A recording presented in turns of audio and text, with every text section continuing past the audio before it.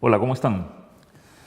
El día de hoy vamos a conversar acerca de una parte del derecho marítimo internacional que es fundamental para las economías del mundo, ¿no? Porque está referido al movimiento de mercaderías conocidas como graneles, conocidas como commodities, ¿no?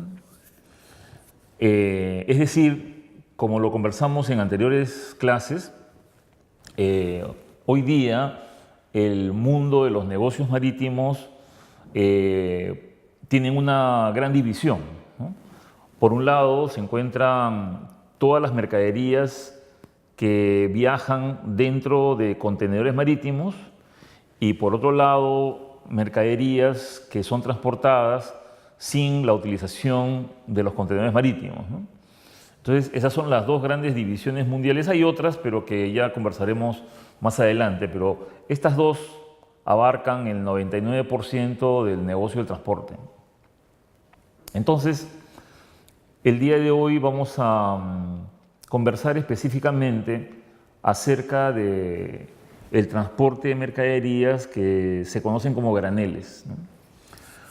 Cuando digo graneles, debemos pensar en que esa mercadería tiene una serie de características que son muy importantes para comprender en qué consisten los fundamentos de este negocio, ¿no?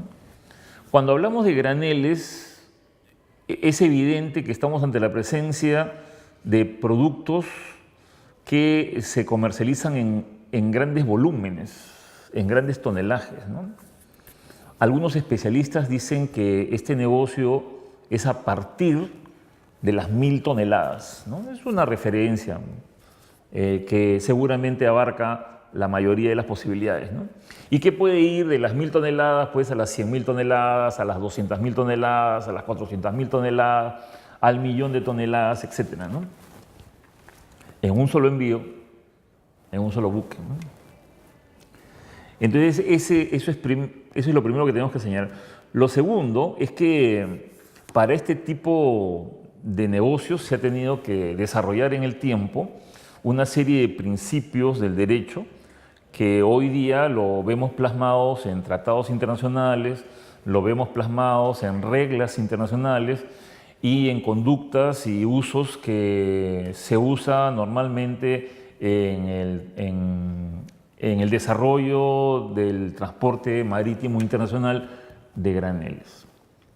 En fin, en resumen, todo lo que acabo de mencionar, hoy día a nivel internacional hay un solo concepto que engloba toda esta materia y se denomina TRAMP, no con U sino con A, TRAMP, como si fuera trampa, ¿no? Trump. Entonces, el servicio Trump es un servicio el cual está orientado hoy día a prestar servicios a compañías, por ejemplo, mineras, a compañías harineras, a compañías petroleras, a compañías que exportan granos, ¿no? Como puede ser el trigo, maíz, ¿no? Y entonces, este modelo de negocio es completamente distinto al modelo de negocio marítimo también, pero de transporte en contenedores. Entonces, son dos universos distintos. Para el manejo de contenedores tenemos principios que algunos se aplican en Trump y otros no se aplican y viceversa. Motivo por lo cual cuando uno se enfrenta al análisis y al estudio del transporte marítimo en general, tenemos que hacer esa primera división. Tenemos que partir en dos si es que lo que vamos a estudiar es el negocio de contenedores o si vamos a estudiar el negocio de mercaderías. Entonces, tenemos aquí una primera fotografía que nos puede indicar cómo es más o menos el diseño de un buque que transporta este tipo de productos, ¿no? Para empezar, los buques graneleros tienen la característica de ser buques cada vez más grandes. Eso se reconoce en el mundo de los negocios marítimos como el gigantismo del transporte marítimo. Quiere decir que los buques en el siglo XXI son cada vez más grandes. Esto también se cumple en el de contenedores, ¿no? Es algo que comparten, es decir, en el siglo XX hubo un crecimiento de los buques, pero lo que tenemos en el siglo XXI es un crecimiento geométrico de la capacidad de los buques. En otras palabras, hoy día los buques son cada vez más grandes. Según el reporte anual de Naciones Unidas sobre el transporte marítimo, señala que en estos momentos, de cada 10 buques que se están fabricando, 8 son buques gigantes. Entonces, eso es lo que les decía, se conoce con el nombre del gigantismo del transporte marítimo. Entonces uno se preguntará, ¿y por qué los buques son cada vez más grandes? ¿No? La respuesta a esto está en una teoría que seguramente ustedes conocen, que se llama la teoría de las economías de escala. Los economistas señalan que en la mayoría de negocios, cuando tú manejas grandes volúmenes, cuando tú manejas grandes tonelajes y cuando tú manejas grandes cantidades de dinero, los costos en general disminuyen y los costos logísticos en particular desaparecen. Estamos hablando obviamente de los costos fijos, ¿no? Los costos fijos desaparecen. Entonces los empresarios navieros comenzaron hace aproximadamente 80 años atrás a construir buques cada vez más grandes y de esa manera se dieron cuenta que el negocio era cada vez más rentable. Por lo tanto, ha habido una carrera entre las compañías navieras para saber quién es el que construye el buque más grande, ¿no? Y en esa carrera nos encontramos, ¿no? Ya más adelante, cuando estemos aquí en Lima, conversaremos pues, acerca de cómo el gigantismo del transporte marítimo ha influido, pues, por ejemplo, en los puertos, pues, ¿no? Porque si el buque cada vez es más grande, entonces, como ustedes comprenderán, los puertos también tendrán que ser cada vez más grandes, pues, ¿no? Y la carga tendrá que ser cada vez más grande y la infraestructura tendrá que ser cada vez más grande y así sucesivamente, ¿no? Pero es un problema que no lo vamos a ver hoy día. Hoy día estamos analizando entonces el transporte marítimo de graneles, conocido universalmente como el servicio Trump. Entonces el servicio Trump requiere de buques que también se denominan buques Trump, o sea, buques que han sido diseñados para operar en este tipo de negocios. Una segunda característica importante a tomar en cuenta es que los buques han entrado a un esquema llamado de especialización. Hace 70, 80 años, todos los buques eran de un solo tipo. Se les conocía como los buques convencionales. Es decir, un buque que tenía bodegas y que era, digamos, multipropósito. Quiere decir que el buque, cuando llegaba a un puerto, preguntaba qué cosa hay para cargar y entonces le decía, oye, tenemos trigo. Ah, muy bien, entonces preparamos las bodegas para que entre el trigo, ¿no? O si te decían, oye, tenemos animales vivos. ¿A qué cosas son? Son vacas. Ok, entonces arreglemos el buque para recibir las vacas. Y así, o sea que el capitán del buque y su tripulación tenían que adaptar la infraestructura del buque al tipo de mercadería que se encontraba en los puertos en un mundo donde no existía obviamente internet, que no habían las comunicaciones que hay hoy día, ¿no? Entonces, terminando el siglo XX, lo que hubo fue que al ser el mercado tan exigente con diferentes tipos de productos, entonces los armadores léase dueños de buques, los armadores comenzaron a exigir a los astilleros, léase constructoras de buques, solicitarles puedan fabricar buques que sean especialmente diseñados para un tipo de producto. Es decir, cada tipo de producto tiene ciertas características. Entonces, hoy día, la mayoría de buques, cuando son construidos, se construyen tomando en cuenta qué cosa es lo que van a transportar. Si van a transportar líquidos, entonces tienen un diseño para líquidos. Si van a transportar gases, es un diseño para gases. Si van a transportar graneles secos, es un diseño para graneles secos. Si van a transportar productos peligrosos, productos químicos, es un diseño para productos químicos, y así sucesivamente. Y eso nos lleva a la segunda característica de los buques Trump, que es la especialización. Entonces tenemos dos fenómenos: el fenómeno del gigantismo, buques cada vez más grandes, y la especialización, buques diseñados especialmente al tipo de producto. Bien, aquí podemos observar lo que habíamos mencionado hace unos minutos atrás, que existen diferentes tipos de buques para diferentes tipos de productos, ¿no? Gaseros, refrigerados, petroleros, graneleros, químicos, etc., ¿no? En este cuadro del año pasado, 2017, que son obviamente las estadísticas más recientes que hay, podemos observar la distribución del mercado de buques Trump. Y en ese campo tenemos un total de 50.155 naves que hoy día trabajan en el sistema Trump, ¿no? 50.000. A mediados del siglo XX, los buques Trump más importantes eran los buques petroleros.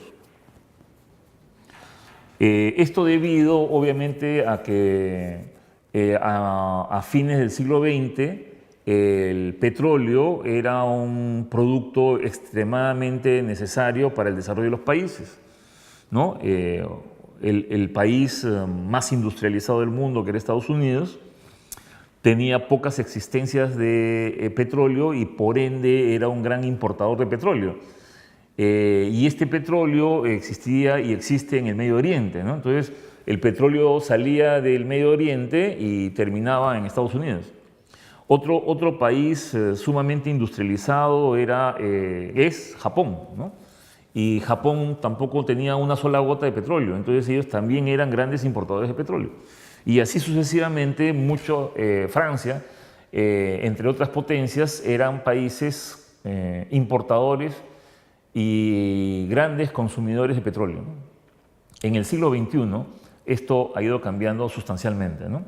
En primer lugar, porque han aparecido nuevas tecnologías que permiten a las industrias no utilizar tanto petróleo.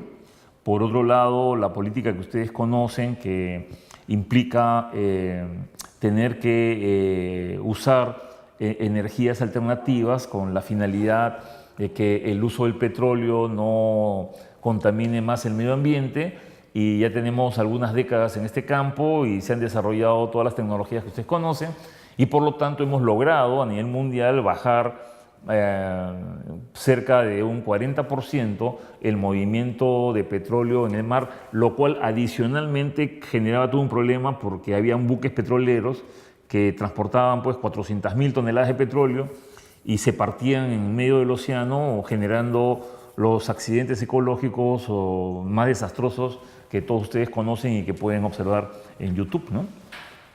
Entonces, como podemos apreciar en el cuadro que estamos viendo, los buques graneleros han tomado la punta, ¿no? Y los petroleros han caído en un segundo lugar. Los graneleros son los que transportan, como su nombre lo dice, granos, ¿no? Y estos granos vienen a ser básicamente de dos tipos, ¿no? Los granos que están orientados a lo que es el tema de la alimentación y otros que pueden ser insumos industriales, ¿no? Y entonces, hoy día el mundo es un mundo que consume mucho trigo y entonces se mueve el trigo por el mar. El mundo es un mundo que consume mucho maíz y de igual manera se mueve mucho maíz, por lo menos en conjunto más que el petróleo que se movía a fines del siglo XX, ¿no? Muy bien, con la finalidad de establecer con un cierto grado de certeza de qué tipo de graneles estamos hablando, queremos decir que este negocio plantea la siguiente premisa, ¿no? Que en este negocio hay un solo embarcador, existe un solo buque que transporta una sola mercadería con destino a un solo consignatario. O sea, esa es la premisa con la que funciona este negocio. Obviamente, ustedes comprenderán de que no hay una norma, una ley que diga que el negocio tiene que ser así. Lo que les estoy explicando son los usos y las costumbres internacionales que hoy día están funcionando en todos los continentes y en todos los puertos del mundo. Entonces, obviamente, a veces me preguntan y me dicen si es que podría darse el caso de la existencia de no un embarcador, sino dos embarcadores, ¿no? Y por supuesto que sí, ¿no? Pero comprenderán ustedes que para que eso suceda tendrían que pasar muchas cosas, ¿no? Una es que las dos empresas hayan elaborado un contrato de compra y venta internacional de mercaderías que justo contemple la negociación de un solo producto, de un mismo producto. O sea, si una empresa va a embarcar harina de pescado, entonces la otra empresa también va a embarcar harina de pescado. Lo segundo es que los productos tienen que ser compatibles, pues. Tú no puedes mezclar productos. Lo tercero es que las fechas para el cumplimiento del embarque también sean similares y que obviamente esto se haga en un mismo puerto, porque no se puede cargar una mercadería en un puerto y ir a otro puerto. Sí se podría, pero seguramente los costos ya no harían rentable la operación.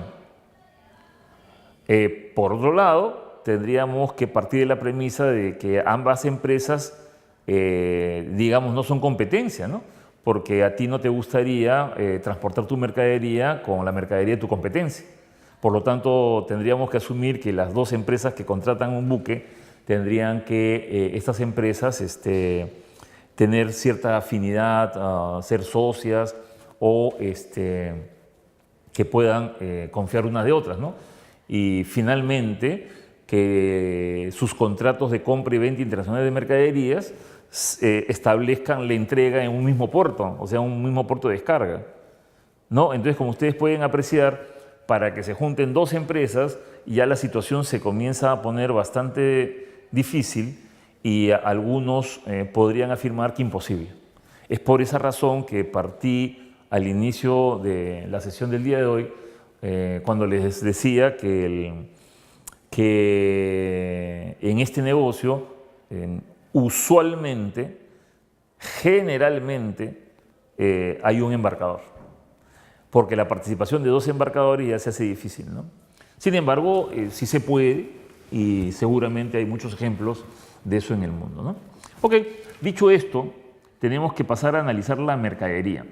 La mercadería, o sea, lo que hemos visto son las características del negocio. Ahora lo que tenemos que ver son las características de la mercadería que viaja en esos buques, ¿no? Entonces, esta mercadería generalmente, usualmente, tiene que ser homogénea.